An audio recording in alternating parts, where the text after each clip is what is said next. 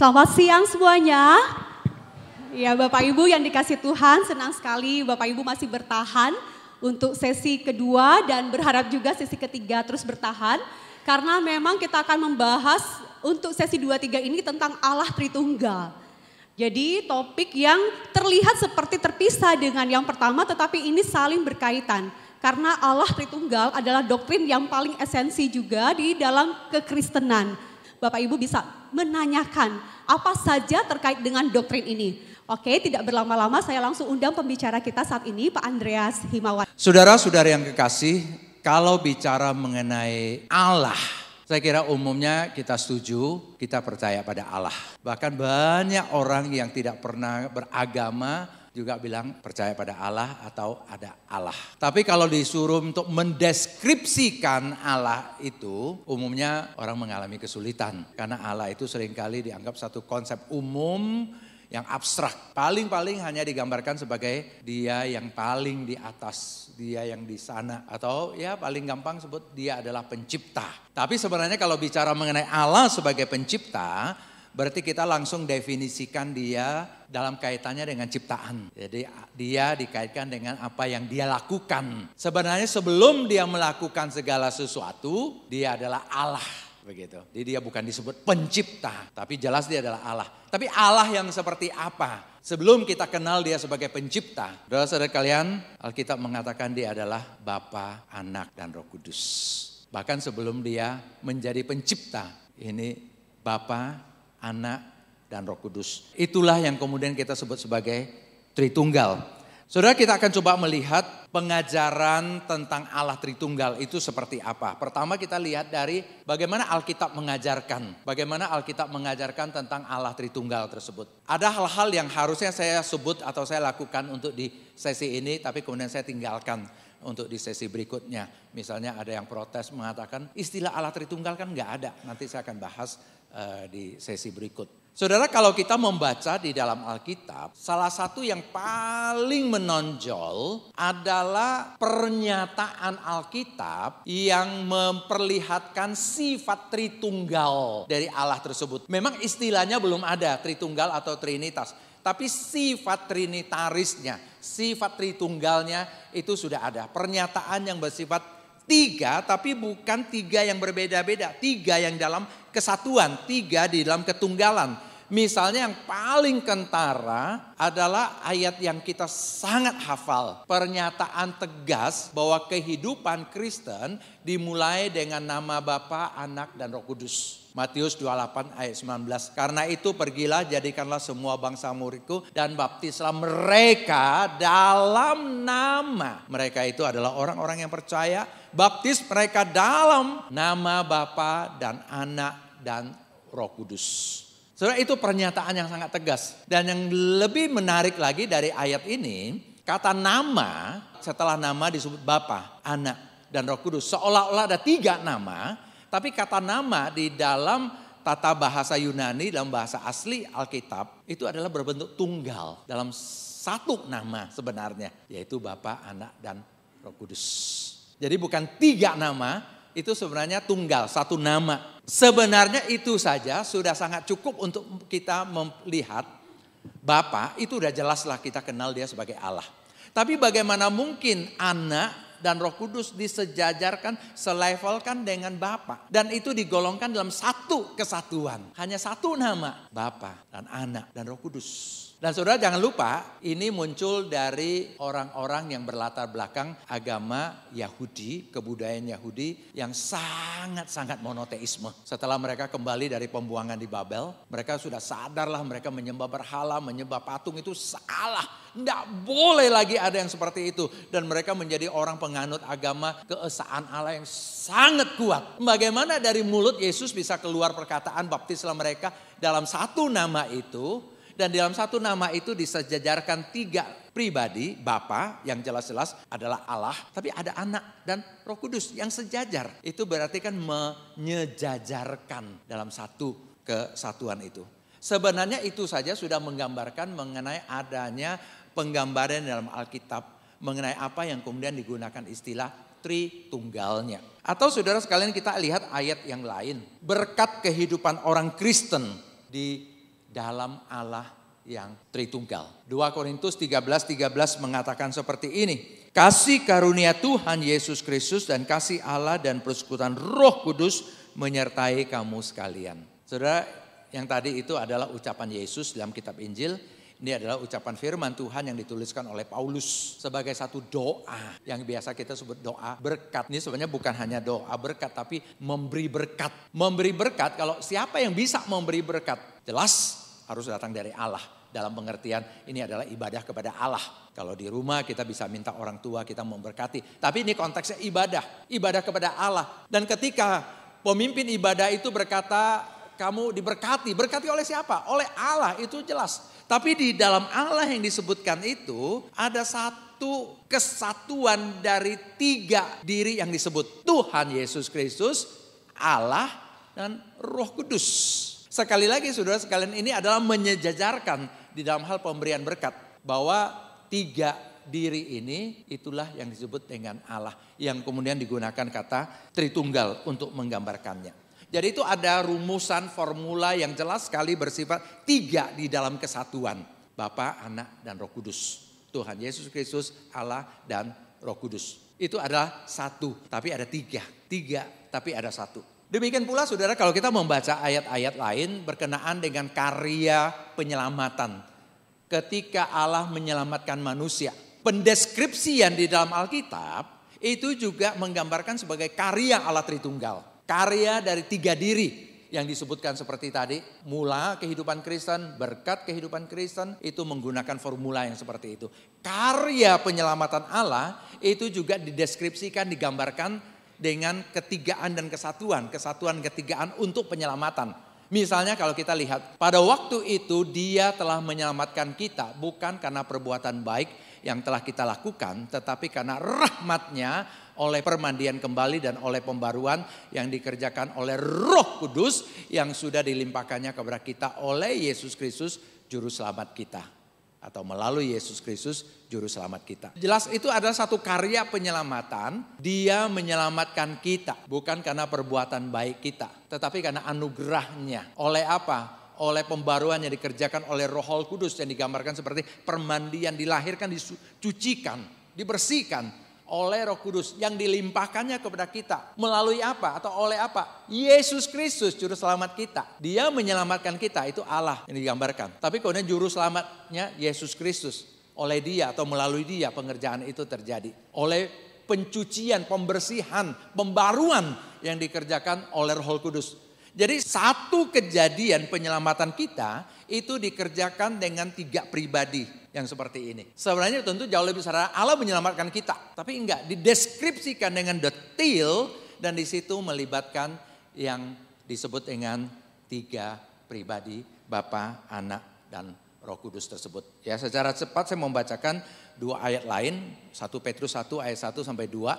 Dari Petrus Rasul Yesus Kristus dan seterusnya kepada orang-orang yang dipilih sesuai rencana Allah Bapa kita dan yang dikuduskan oleh Roh supaya taat kepada Yesus Kristus dan menerima percikan darahnya. Saudara melihat ini bicara mengenai penyelamatan. Bapa terlibat di dalamnya, Roh Kudus terlibat di dalamnya, Yesus Kristus dan percikan darahnya terlibat di dalamnya. Nanti saya akan menyimpulkan kalau hal-hal ini tidak disimpulkan ke dalam satu pemahaman mengenai Allah yang adalah Tritunggal, 3 pribadi dalam satu kesatuan atau satu Allah dalam 3 pribadi, maka ayat-ayat seperti ini kita akan sulit untuk mengerti. 2 Korintus 1 ayat 21 dan 22. Sebab dia yang telah meneguhkan kami bersama-sama dengan kamu di dalam Kristus adalah Allah yang telah mengurapi, memeteraikan tanda miliknya atas kita dan yang memberikan Roh Kudus di dalam hati kita sebagai jaminan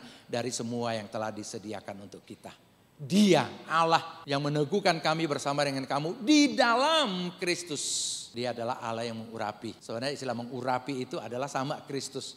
Mengurapi itu Mesias, Kristus. Mengurapi, memeteraikan tanda miliknya atas kita dan memberikan Roh Kudusnya Itu satu kesatuan sebagai jaminan. Jaminan kehidupan kita itu pekerjaan dari Allah Tritunggal. Jadi saudara sekalian, kalau kita melihat ayat-ayat yang seperti ini, kecuali ini muncul di agama-agama yang bersifat politeisme. Mungkin banyak dewa-dewi yang sedang bekerja. Ini sedang bicara mengenai satu pengajaran yang keluar dengan latar belakang perjanjian lama yang begitu ketat menekankan keesaan Allah. Dan juga dikeluarkan, diajarkan oleh orang-orang Yahudi. Yesus orang Yahudi, murid-murid Yesus pertama itu orang-orang Yahudi yang sebenarnya sangat ketat dengan monoteismenya. Tetapi perkataan-perkataan seperti ini tidak ragu untuk disebutkan. Baik di dalam soal permulaan kehidupan orang Kristen, berkat orang Kristen, jaminan kehidupan orang Kristen, penyelamatan orang Kristen. Itu digambarkan dengan bahasa-bahasa yang tiga pribadi di dalam satu kesatuan. Satu Allah di dalam tiga pribadi. Bahkan saudara lebih tegas lagi yang ketiga, Yesus Kristus diberitakan dalam Alkitab sebagai Allah. Tadi saya bicara mengenai ada pernyataan-pernyataan yang bersifat Tritunggal. Pekerjaan Allah dideskripsikan dalam bentuk ketritunggalan. Yesus Kristus juga disebut sebagai Allah. Kita ada kenal Bapa sebagai Allah. Begitu sekali Yesus disebut sebagai Allah, kalau dia bukan Allah maka itu menjadi agama, menjadi penyembahan berhala. Ya kan, sudah salah besar pada zaman itu. Tapi jelas sekali dalam perjanjian baru Yesus disebut sebagai Allah. Dia diberitakan, baik langsung disebut sebagai Allah maupun dengan cara penyajian menggambarkan dia adalah Allah. Saya tidak menguraikan terlalu banyak, hanya beberapa poin saja untuk saya sampaikan untuk kita coba lihat. Misalnya saudara sekalian, Yesus secara eksplisit disebut sebagai Allah. Yesus secara eksplisit. Jadi kalau ada orang bertanya apakah Alkitab menyebut Yesus sebagai Allah? Ada. Yang paling gampang kita hafal adalah Yohanes 1. Pada mulanya adalah firman. Firman itu bersama-sama dengan Allah dan firman itu adalah Allah. Siapa firman itu? Di ayat 14 disebutkan firman itu menjadi manusia. Dan itu menunjuk kepada Yesus Kristus, bukan yang lahir pada hari Natal. Atau misalnya di dalam Roma pasal 9 ayat yang kelima.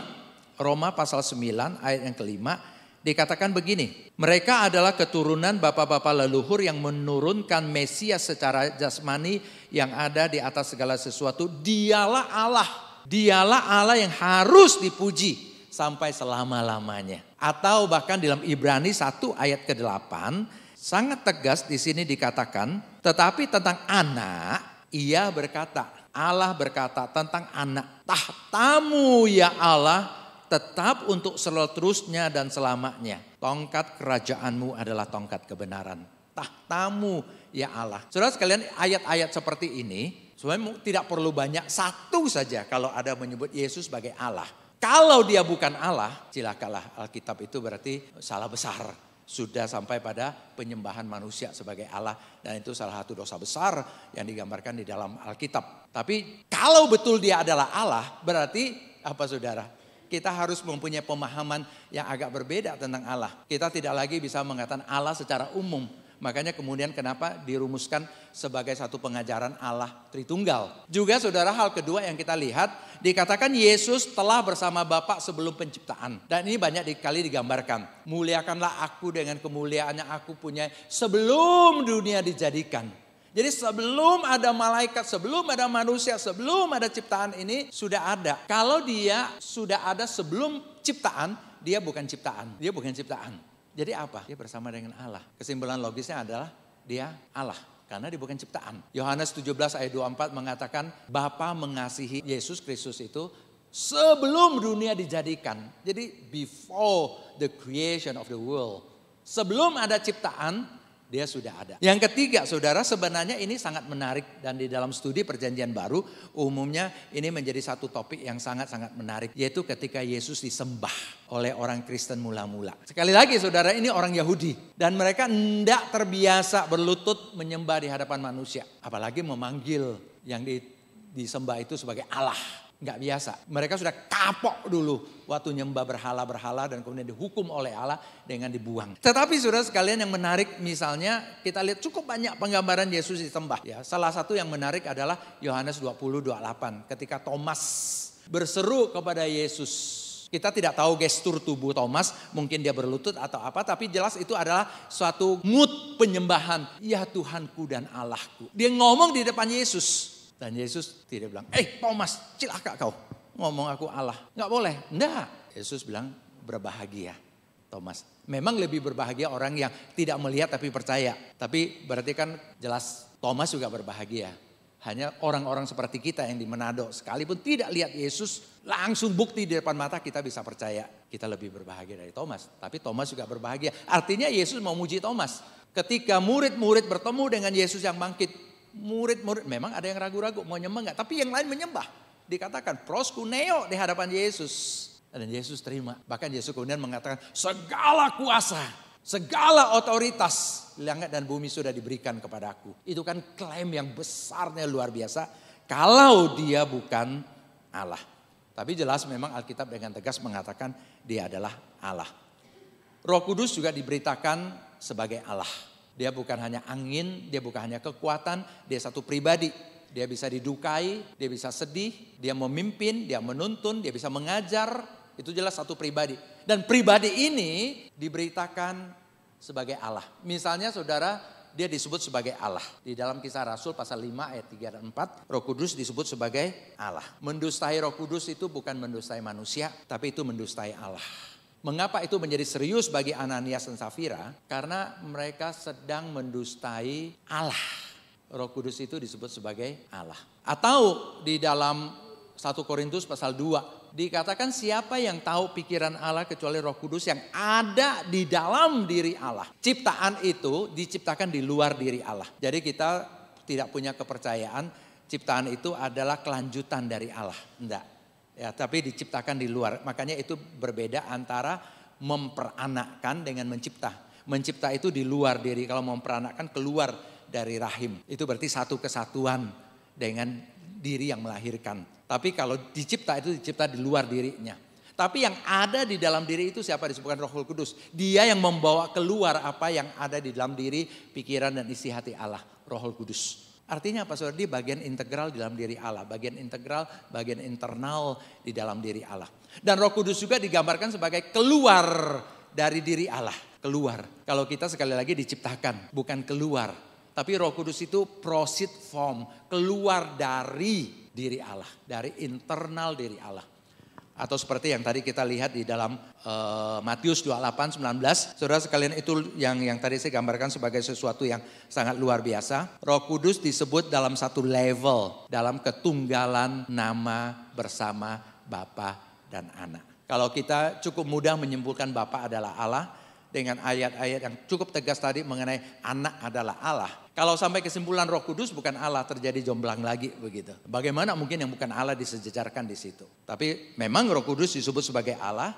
Roh Kudus digambarkan sebagai bagian dari internal diri Allah. Kalau dia keluar datang kepada manusia itu keluar dari diri Allah. Dan karena itulah dia bisa diletakkan sejajar dengan Bapa dan Anak. Itu satu gambaran yang sangat luar biasa. Bagaimana Bapa, Anak, dan Roh Kudus tetap di dalam satu kesatuan. Tapi Alkitab juga enggak menggambarkan ini kita punya 3 Allah. Enggak seperti itu. Nanti saya akan simpulkan, tapi saya akan beranjak sedikit ke perjanjian lama. Bagaimana perjanjian lama mengajarkan mengenai hal ini? Memang saudara tentu di dalam perjanjian lama kalau kita mau baca seteliti apapun tidak ada, jelas memang tidak ada istilah Tritunggal. Tidak ada juga formulasi seperti Bapa, Anak, dan Roh Kudus. Tidak dalam seperti itu. Kita membaca perjanjian lama setelah kita punya perjanjian baru. Kita baru ngeh, oh seperti itu. Ya saudara kalau misalnya Anda kalau lihat dari depan ke atas sana.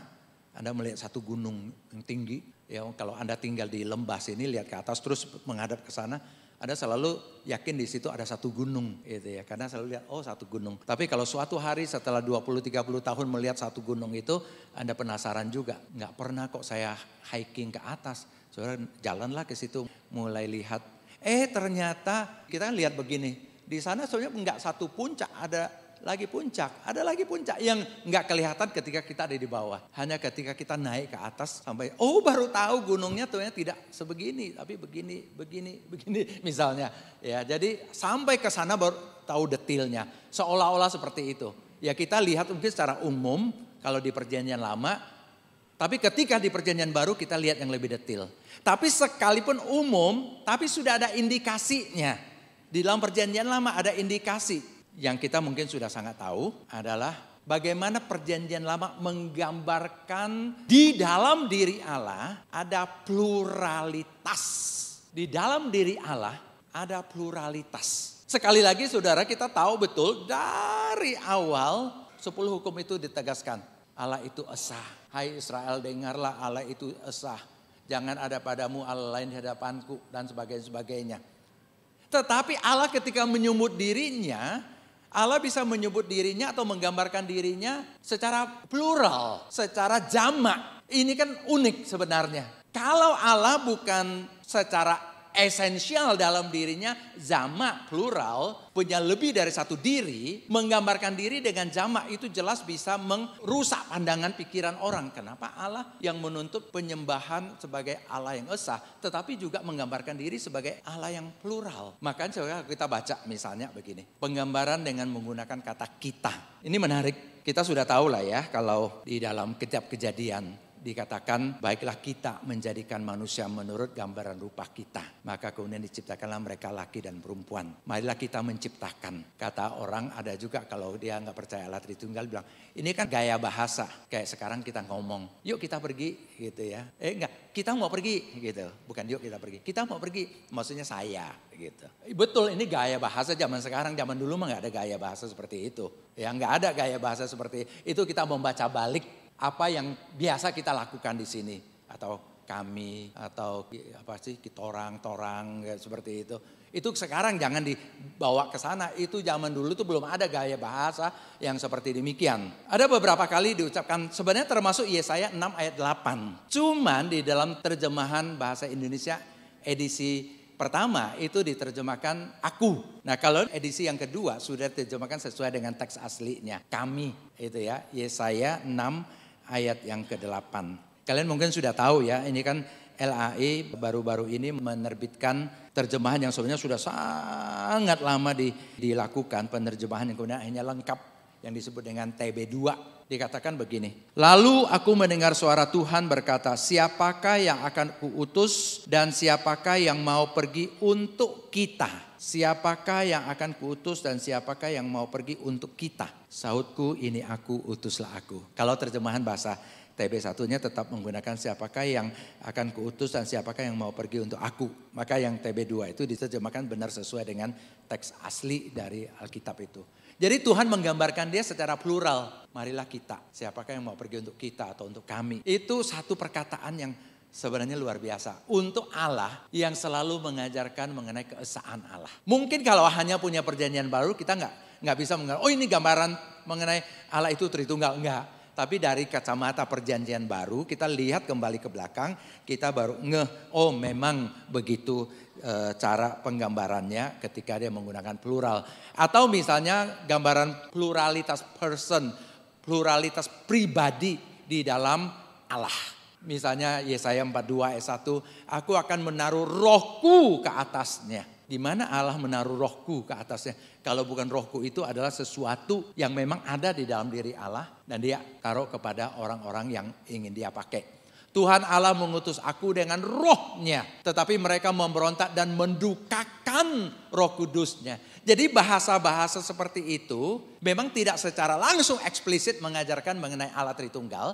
Tapi itu memberikan kita satu gambaran. Bahwa kalau perjanjian baru menggambarkan mengenai Allah itu sebagai Allah tiga pribadi dalam satu kesatuan. Sebenarnya itu tidak bisa disanggah dari perjanjian lama. Karena perjanjian lama sendiri menggambarkan Allah secara pluralitas. Jadi saudara kalau kita melihat hal yang seperti ini, apa yang kita bisa simpulkan? Saya mengatakan begini saudara, pada satu pihak Alkitab dengan tegas mengajarkan Allah adalah satu. Bukan hanya di PL tapi PB pun demikian. Ya saya hanya kutip beberapa contoh. Ulangan 6 ayat 4 itu perjanjian lama. Tuhan itu Allah kita, Tuhan itu esa. Tetapi perjanjian baru juga menegaskan hal yang sama. Bahkan Yesus sendiri menegaskan perkataan ini di dalam Markus 12 ayat 29. Yesus menegaskan ulang keesaan Allah itu. Bahwa Tuhan kita itu esa.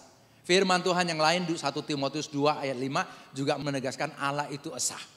Jadi bukan berarti perjanjian baru mengajarkan yang berbeda dengan perjanjian lama. Perjanjian lama menegaskan Allah itu esa. Perjanjian baru juga menegaskan Allah itu esa. Tetapi saudara, rupanya itu bukan akhir dari cerita mengenai penggambaran mengenai Allah. Selain bahwa dia digambarkan sebagai esa, maka kita lihat pada pihak lain Alkitab juga mengajarkan adanya pluralitas di dalam diri Allah. PL mengajarkan begitu. Dan PB dengan lebih tegas lagi mengatakan Bapa itu Allah, itu betul. Tapi anak juga adalah Allah. Roh Kudus juga adalah Allah. Jadi satu pihak menekankan keesaan Allah. Pada pihak lain menekankan pluralitas Allah yang dikonkretkan sedemikian rupa. Bapa, Anak, dan Roh Kudus itu adalah Allah. Pluralitasnya sekarang sudah punya nama konkret. Bapa, Anak, dan Roh Kudus. Nah saudara, dua hal ini tidak mungkin bisa kita anggap, oh itu bentrok berarti, konflik berarti, enggak. Tapi justru itu adalah kebenaran Alkitabiah. Allah memang betul Allah itu esa, tapi Allah juga betul disebut dengan bahasa plural, dengan gambaran yang cukup jelas bahwa pekerjaan Allah dalam dirinya, penyebutan dirinya plural, dan dia bahkan disebut Bapa, Anak, dan Roh Kudus. Kalau begitu kira-kira apa? Apa yang bisa dilakukan dengan kebenaran-kebenaran Alkitabiah ini? Maka saudara sekalian, karena itulah maka pada awal gereja dibentuklah, diciptakanlah satu istilah. Triunitas. Tri itu tiga, unitas itu satu atau kesatuan. Dan kemudian digabung menjadi Trinitas bahasa Latin. Itu ada seorang bapak gereja yang sangat luar biasa bisa menciptakan satu kata ini. Triunitas menjadi Trinitas. Nama orang itu adalah Tertullian. Bukan dia menciptakan doktrin ini. Dia hanya mencoba menggunakan satu kata untuk apa? Untuk mengekspresikan dan mengartikulasikan kebenaran-kebenaran Alkitabiah. Kebenaran itu sudah ada di situ. Bagaimana mengekspresikan dan mengartikulasikan kebenaran itu. Bahwa Allah itu esa, itu jelas. Bahwa Allah itu Bapa, Anak, dan Roh Kudus, itu betul. Bagaimana mencoba mengartikulasikan itu. Bagaimana mencoba mengekspresikan itu. Bukan menemukan doktrin, tetapi mengekspresikan doktrin. Mengartikulasikan doktrin. Sebelum Newton, gravitasi bumi itu sudah ada. Dia tidak menciptakan. Boleh sebut dia menemukan dalam arti menyadarinya ada di situ. Bukan menemukan dalam arti invention, menciptakan. Enggak. Dia menyadari, oh ada itu yang hukumin. Selama ini orang lain tahu tapi enggak menjadi satu pemikiran keilmuan. Dan kemudian dikasih nama gravity gitu ya, gravitasi. Kata itu untuk mengartikulasikan, untuk mengekspresikan satu kebenaran yang sudah ada di situ. Sama saudara, ketika Trinitas dipakai dan kemudian bahasa Indonesia diterjemahkan menjadi Tritunggal atau bahasa Inggris Trinity, itu adalah kata yang mencoba mengekspresikan kebenaran mengenai apa yang Alkitab gambarkan tentang Allah. Yang adalah esa tapi ada tiga pribadi. Tiga pribadi, Bapa, Anak, dan Roh Kudus, tapi adalah Allah yang tunggal, Allah yang esa. Tritunggal. Jadi saudara, sebenarnya itulah nama Allah kita. Bapa, Anak, dan Roh Kudus. Itu nama Allah kita. Makanya baptislah mereka dalam nama Bapa, Anak, dan Roh Kudus. Untuk mengartikulasikan, mengekspresikan nama ini, Bapa, Anak, dan Roh Kudus. Bagaimana hubungan yang ada di dalamnya. Sejarah gereja menggunakan kata Trinitas, Tritunggal untuk menggambarkan hal tersebut. Jadi saudara sekalian, sekali lagi jangan terlalu merasa kayak, oh ini kan penemuan gereja, bukan ajaran Alkitab. Enggak, Alkitab mengungkapkan kebenarannya. Gereja mula-mula menemukan satu istilah untuk mengekspresikan. Dan itu kebetulan kata yang sangat bagus. Kata yang sangat bagus. Sampai sekarang pun tidak seorang pun mau menyangkal bahwa kata itu sangat persis menggambarkan apa yang sebenarnya diajarkan oleh Alkitab. Saudara sekalian, kalau kita tidak percaya dan tidak menerima bahwa Allah yang diajarkan dalam Alkitab adalah Allah Tritunggal, maka kita akan jatuh ke dalam salah satu kesalahan ini. Salah satu. Kalau kita tidak menggunakan ajaran Tritunggal untuk menggambarkan, untuk menjelaskan, untuk mengekspresikan kebenaran Alkitab, kita akan jatuh ke dalam salah satu kesalahan ini. Pertama, kita hanya percaya Allah itu banyak. Politeisme. Karena ada Bapa, ada Anak, ada Roh Kudus. Allah itu berarti banyak. Politeisme. Kalau enggak, misalnya ada cara lain, enggak, Alkitab tidak mengajarkan politeisme. Alkitab tetap mengajarkan monoteisme. Akhirnya ada cara lain orang berbuat kesalahan, yaitu menurunkan Kristus bukan Allah. Kristus bukan lagi Allah. Yesus Kristus bukan Allah. Jadi tidak lagi percaya apa yang Alkitab katakan Yesus adalah Allah. Kenapa? Karena kalau mengakui Yesus sebagai Allah, tapi tidak mau terima politeisme, Anda sebenarnya harus menggunakan istilah Tritunggal untuk menggambarkannya. Tapi nggak mau juga begitu. Jadi akhirnya ngotot mengatakan Yesus bukan Allah. Banyak sampai sekarang pun masih banyak orang yang tidak percaya Yesus adalah Allah, tetapi percaya kepada Allah yang diajarkan oleh Alkitab. Ya. Jadi saudara, tadi saya sudah memberikan dasar-dasar pengajaran Alkitab, kebenaran-kebenaran yang ada, dan kemudian diekspresikan dengan bahasa yang dibentuk oleh Tertullian tadi, Trinitas. Jadi ada 3 pribadi dalam satu kealahan, satu Allah 3 pribadi. Jadi pasti kita sedang bertanya, bagaimana mungkin itu bisa terjadi? Bagaimana mungkin 3 dalam 1, 1 dalam 3? Maka kita bahas mengenai kesatuan Allah Tritunggal. Rumusan yang paling sederhana ketika kita bicara mengenai kesatuan Allah Tritunggal, rumusan yang paling sederhana untuk mengungkapkan kesatuan Allah Tritunggal adalah dengan mengatakan begini, Allah adalah satu di dalam hakikatnya, dan di dalam kesatuan hakikat itu ada 3 diri, yakni Bapa, Anak, dan Roh Kudus. Ini rumusan sederhananya. Allah adalah satu di dalam hakikatnya, zatnya, esensinya, naturnya satu. Di dalam kesatuan zat itu, kesatuan hakikat itu ada 3 diri, yakni Bapa, Anak, dan Roh Kudus. Sehingga saudara sekalian di sini dicoba dibedakan begini. Bapa itu bukan Anak dan Roh Kudus, tapi satu dengan Anak dan Roh Kudus. Anak itu bukan Bapa dan Roh Kudus, tetapi satu dengan Bapa dan Roh Kudus. Roh Kudus itu bukan Bapa dan Anak, tapi satu dengan Bapa dan Anak. Jadi ada di situ pembedaannya, tapi di situ ada penyatuannya. Bapa itu bukan Anak, bukan Roh Kudus. Karena mereka ini, kalau boleh menggunakan istilah mereka ya, dalam keterbatasan bahasa kita, Bapa bukan Anak, bukan Roh Kudus. Tapi ini adalah satu dengan Anak dan Roh Kudus. Ya tentu sebaliknya sama, Anak juga bukan Bapa dan Roh Kudus, tapi satu dengan Bapa dan Roh Kudus. Roh Kudus bukan Bapa dan Anak, tapi satu dengan Bapa dan Anak. Jadi di dalam kesatuan hakikat itu ada 3 diri, 3 diri itu ada kesatuan. Sehingga ketika bicara mengenai Allah Tritunggal selalu harus ada gini, ada pembedaan tapi penyatuan. Penyatuan dan pembedaan. Ya, kesamaan dan pembedaan. Pembedaan dan kesamaan. Sama satu Allah, tapi pribadi beda. Itu nggak boleh dipecahkan jadi 2. Ini Allah yang berbeda, ini Allah yang sama. Enggak. Tapi dalam satu nafas kita akan menyebut seperti itu. Satu Allah, satu hakikat Allah, 3 diri, 3 diri, satu hakikat Allah. Nah saudara sekalian, saya akan sedikit menjelaskan, dari tadi saya menggunakan istilah hakikat dan diri. Bahasa Inggris diri itu person, hakikat itu essence. Ya, hakikat itu kata lain yang bisa kita pakai kayak zat, esensi, natur kadang-kadang dipakai juga untuk itu. Diri itu biasanya person, saya tidak akan pakai bahasa Yunani dan sebagainya, tapi kurang lebih kita tahu pribadi. Dan saya mencoba menjelaskan dengan sederhana begini. Kalau bicara mengenai diri, kita biasa bicara mengenai orangnya, sosoknya, siapa dirinya. Jadi kalau dalam bahasa Inggris biasanya memang diajarkan kalau tanya siapa dirinya, siapa kamu, bukan apa kamu, siapa kamu, itu pakai who. Who is he, siapakah dia gitu ya. Jadi siapakah dia itu menyangkut orangnya. Kalau menyangkut apanya dia, zatnya, esensinya atau hakikatnya dia, kita biasa gunakan kata what gitu ya. Kita bicara mengenai apa? Jenisnya. Siapa orang yang sedang berbicara di depan? Dia adalah Andreas Himawan. Apa dia? Manusia lah, begitu kan ya. Manusia. Apanya saya? Manusia. Jadi secara hakikat kalau kita bilang Allah itu maaf ya menggunakan kata gini. Jenisnya apa? Jenisnya Allah. Tidak ada yang seperti itu lagi. Satu. Di dalam jenis yang seperti ini, siapa dia? Bapa, Anak, dan Roh Kudus. Jadi who he is dan what he is, tapi itu satu kesatuan ya, tidak pernah boleh dipisahkan. Tapi selalu jelas ada pembedaannya. Kalau bicara who he is, Bapa, Anak, dan Roh Kudus. What he is, Allah.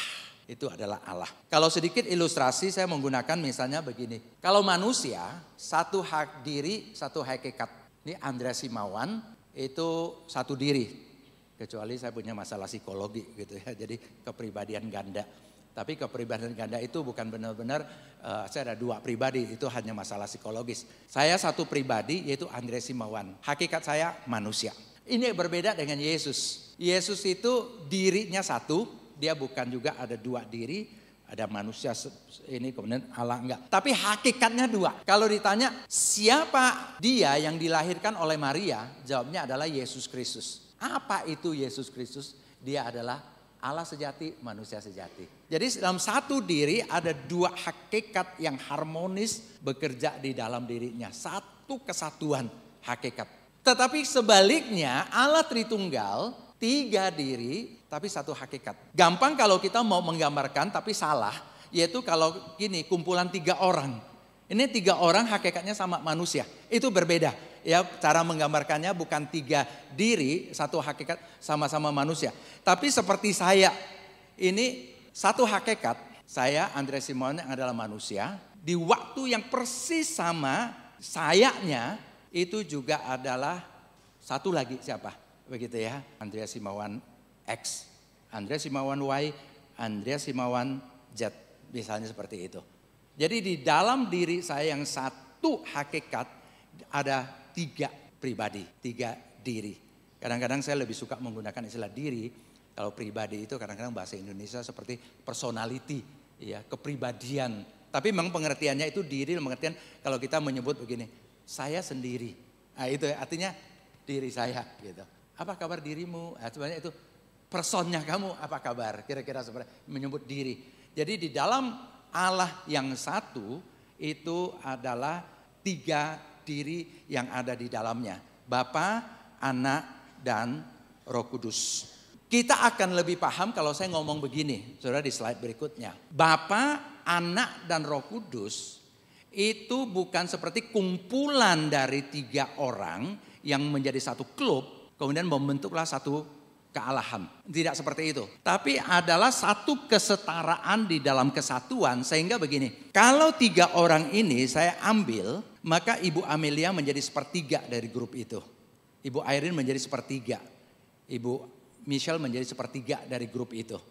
Ya, atau sebaliknya. Mereka hanya satu. Begitu dikumpulkan menjadi tiga orang. Saudara sekalian, Bapa, Anak, dan Roh Kudus, satu diri, Bapa, itu adalah 100% Allah. Roh Kudus 100% Allah. Anak 100% Allah. Tiga diri dalam kesatuan 100% Anak. 100% Allah. Tidak menjadi 300% Allah. Jadi saudara mengerti ya, ini yang makanya Allah itu nggak bisa dijumlahkan seolah-olah kalau udah kumpul menjadi 300%. Atau kalau terpisah menjadi sepertiga Allah. Ini Bapa sepertiga, Anak sepertiga, Roh Kudus menjadi sepertiga. Enggak. Jadi seringkali orang agak menjadi kacaunya adalah karena menganggap Allah itu kumpulan. Jadi kalau kumpul maka itu 100% Allah. Begitu terpisah sepertiga. Memang setiap pribadi itu adalah 100%. Tapi begitu kumpul jadi politeisme. Jadi ada 300% Allah. Atau tiga Allah di dalamnya. Enggak. Jadi Allah itu kalau saya menggunakan 100% tadi ya. Allah itu 100% Allah. Di dalam 100% Allah itu ada Bapa yang 100% Allah. Ada Anak yang 100% Allah. Ada Roh Kudus yang 100% Allah. Jadi tiga diri di dalam satu kesatuan tidak menghasilkan penjumlahan 300%. Tidak. Tapi tetap adalah satu kesatuan. Jadi ketika terpisah satu tidak lebih kecil dari ketiganya. Tiga ketika berkumpul, ini saya pakai bahasa manusia ketika berkumpul. Tiga berkumpul tidak lebih besar dari kesatuan, dari satu dirinya. Kalau tiga orang kan jelas. Kalau masing-masing Ibu Amelia bisa 50 kilo mikul, Ibu Irene bisa 50, Ibu Michelle 50. Kalau sendiri-sendiri hanya mikul 50. Begitu kumpul bersama mikul 150 kilo. Bisa begitu. Tetapi dalam Allah Tritunggal tidak bisa kalkulasi matematika seperti itu. Dalam satu pribadi tidak lebih kecil dari ketigaannya. Dalam ketigaannya tidak lebih besar daripada satu pribadinya. Maka dikatakan di dalam diri Allah Tritunggal, Bapa, Anak, dan Roh Kudus, kesatuan itu sedemikian rupa sehingga tidak ada pembedaan dalam hal hakikat, kuasa, kehendak, dan kemuliaan. Tidak ada Bapa Allah kelas 1, Anak Allah kelas 2, Roh Kudus Allah kelas 3. Atau Allah yang sedikit agak kurang, lesser God gitu ya. Agak kurang sedikit. Sama di dalam satu kesatuan. Karena itulah maka Bapa, Anak dan Roh Kudus itu adalah Allah yang kita sembah, Allah yang kita cintai, Allah yang kita muliakan dalam satu kesetaraan. Kadang-kadang ada orang bilang kayak begini, Bapak kejam ya kok dia utus anak untuk mati di kayu salib.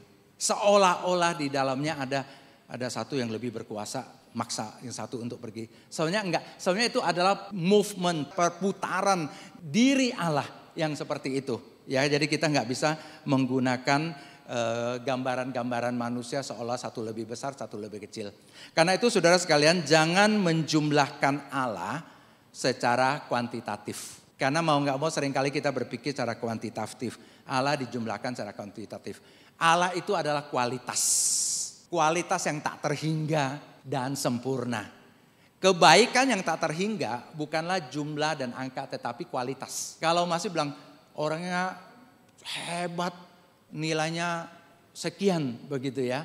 Itu masih ada yang lebih besar lagi nilainya. Tapi kalau sampai yang paling puncak, itu sebenarnya bukan lagi kuantitatif tapi kualitatif. Kebaikan yang sempurna, kebaikan yang tak terhingga, cinta yang tak terhingga bukanlah jumlah dan angka tetapi kualitas. Karena itu saudara, 3 kualitas tak terhingga adalah satu ketak terhinggaan. Kalau ada 3 kualitas tak terhingga yang terpisah-pisah, berarti sebenarnya bukan tak terhingga. Kalau saya bilang saya tak terhingga, ada lagi yang tak terhingga tuh begitu. Jadi saya bukan yang tak terhingga.